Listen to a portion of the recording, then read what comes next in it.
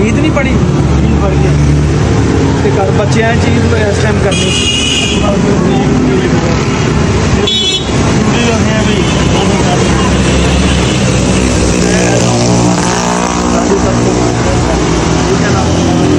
दिल नहीं करता घर ईद करन नूं दुकाना दसाओ जी ईद दसणगे ईद करन दिल करता है घर बिल्कुल करता ते क्यों नहीं कर रहे हो तुसीं मजबूरी है गरीबत की वजह गुरबत की वजह नाल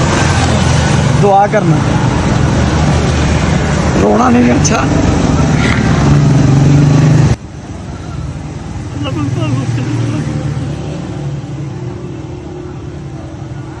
बहुत बहुत मेहरबानी सर और कुछ खाना है दस दो बहुत बहुत बहुत बहुत इतनी बहुत बहुत बहुत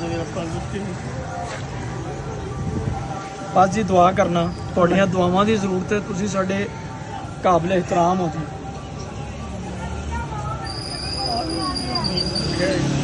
अच्छा बेटा बहुत अस्सलाम वालेकुम ਅੱਲਾਹ ਤਾਲਾ ਲੋਕਾਂ ਨੂੰ ਜਜ਼ਾ ਦੇਵੇ ਕਿ ਉਹ ਤੁਹਾਡੇ ਆ ਕੇ ਨਾ ਤੁਹਾਨੂੰ ਤੁਹਾਡੀ ਮਜਬੂਰੀ ਵੀ ਸਮਝ ਸਕਣ ਹਾਂਜੀ ਕੋਈ नहीं बस ठीक है कोई पैगाम देना चाहेंगे आप? जी मैं यही कहूँगा जैसे पहले मैंने कहा वो भाई साहब बैठे तो ड्यूटी पे ये देखिए घर तो सबको याद आता है खासकर ईद वाले दिन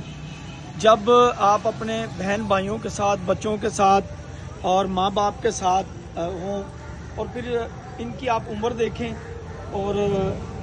देखें कि इस वक्त जज्बात में उनकी आंखों से आंसू है मेरे पास 12 अल्फाज नहीं है यार पर यही कहूँगा ये हमारे मुसलमान भाई हैं